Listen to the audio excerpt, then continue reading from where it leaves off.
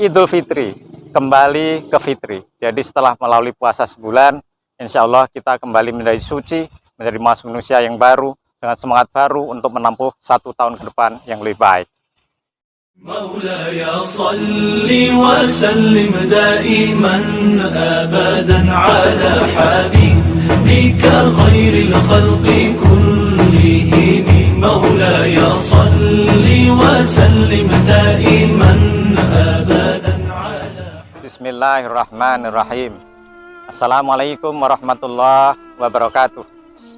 Perkenalkan, saya Insinyur Haji Cuk Suryanto, founder dari Yayasan Berkah Sejahtera Suluh Bangsaku di Pekanbaru. Yayasan ini adalah yayasan nirlaba berdiri pada tahun 2011 yang bercita-cita ingin berkontribusi pada pembangunan bangsa Indonesia yang merdeka, bersatu, berdaulat, adil dan makmur melalui bidang pendidikan.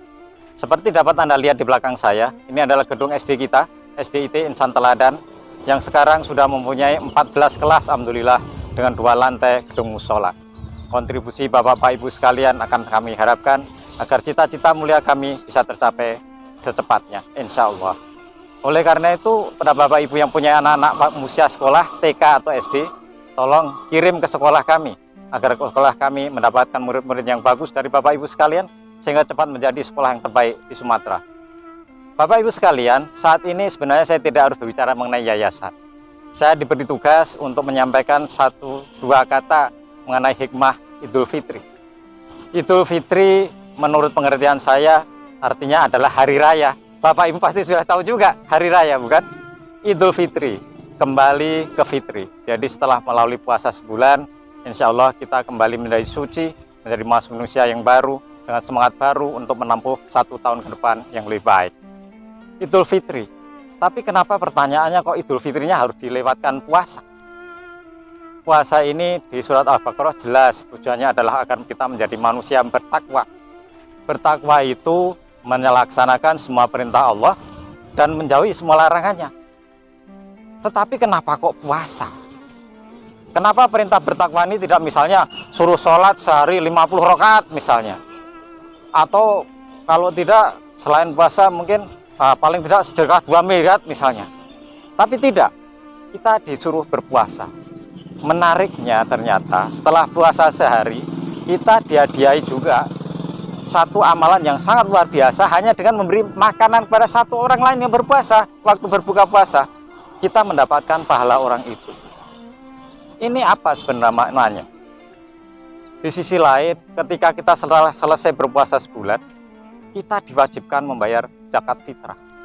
Sebuah amalan yang dilakukan untuk mensucikan diri kita masing-masing agar kembali fitri di esok harinya melaksanakan sholat Idul Fitri.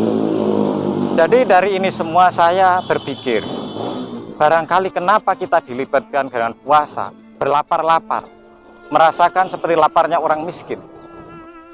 Mungkin barangkali rahasianya adalah amalan ibadah satu ini memaksa kita merasakan orang miskin, memaksa kita untuk berbagi, berbuka dengan orang-orang lain dengan pahala yang besar, memaksa kita untuk melakukan zakat fitrah, berbagi harta kita kepada orang-orang, kawan-kawan kita, saudara-saudara yang kesulitan untuk makan esok paginya di hari raya. Oleh karena itu, setelah Idul Fitri ini menurut saya, setelah puasa sebulan dengan amalan-amalan utama kita, mungkin ada yang tahajudnya ditambah, ada yang tidak lepas sholat tarawihnya, ada yang sedekahnya diperbanyak, maka harapan saya, menurut saya, sebaiknya setelah Idul Fitri ini, amalan-amalan itu kita lakukan.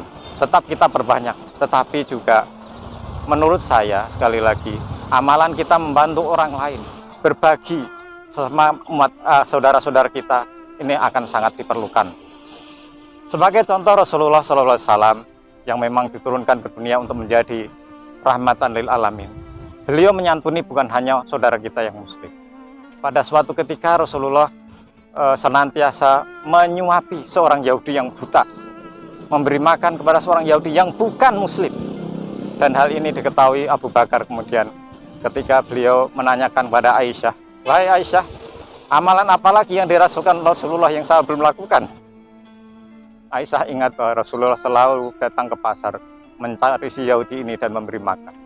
Maka Abu Bakar datang kepada orang itu ketika Rasulullah sudah meninggal dan menyuapinya Tetapi orang itu kemudian merasa bahwa ini kok bukan yang menyuapi saya setiap hari. Abu Bakar mengatakan bahwa betul, saya bukan Rasulullah. Akhirnya Yahudi itu mengetahui bahwa yang menyuapinya adalah Rasulullah dan menyatakan masuk Islam. Inilah contoh rahmatan lil alamin yang kita juga harus contoh sebagai manusia. Mudah-mudahan kita di sisa-sisa hidup kita bisa bermanfaat sebaik-baiknya, sebanyak-banyaknya kepada umat manusia, terutama umat muslim, lebihnya kepada seluruh dunia. Mudah-mudahan hikmah Idul Fitri yang sampaikan ini ada manfaatnya untuk kita semua menjalani hidup ke depan setahun sebelum puasa tahun depan dengan lebih baik, dengan amalan-amalan umat utama kita yang bermanfaat untuk orang banyak. Bapak Ibu sekalian, pada kesempatan ini izinkan saya mengucapkan selamat Hari Raya Idul Fitri kepada semua pegawai saya, kepada kepala sekolah, guru, dan semua karyawan. Mohon maaf lahir batin. Mudah-mudahan tahun depan kita lebih bersemangat menciptakan prestasi-prestasi baru. Juga kepada anak murid kami semuanya, mudah-mudahan betul menjadi anak-anak yang cerdas, berakhlak mulia, dan bertanggung jawab, sehingga masa depannya cemerlang. Juga kepada semua orang tua murid, Bapak Ibu sekalian, dan semua yang mendengarkan video ini. Mudah-mudahan betul kita menjadi manusia yang suci, yang menjemput ridho Allah dengan lebih bersemangat tahun depan. Selamat Hari Raya, mohon maaf lahir dan batin. Billahi taufiq wal hidayah. Assalamualaikum warahmatullahi wabarakatuh.